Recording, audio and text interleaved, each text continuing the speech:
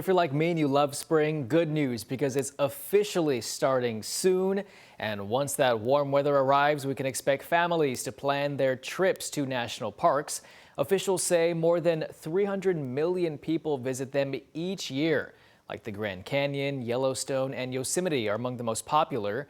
And while they offer breathtaking views and memories to last a lifetime, there's also risks. ABC's Jacqueline Lee tells us what you can do to stay safe. The national parks offer a glimpse of America like no other. Breathtaking views, unforgettable experiences, and stories we pass on for generations. But these parks naturally come with dangers. Each year, according to the National Park Service, roughly 250 people out of the hundreds of millions who visit die from dehydration, heat exhaustion, falling off trails, or encountering wildlife. In early February, a hiker fell to his death at Utah's Zion National Park. Last July, Grace Roloff, a student at Arizona State University, died while descending the fixed cables at Yosemite's Half Dome. Her father, Jonathan, was with her. She was my hiking buddy. She was, her and I did so much together and enjoyed our times. And, since she's been gone, it's been a sad blanket over me. Jonathan, who says Grace was an experienced hiker and well prepared, is calling for increased safety measures. I like to preserve nature. I don't want to ruin Half Dome, but make it safer without ruining it. Provide more information without overwhelming people. I think everything in life has a balance. And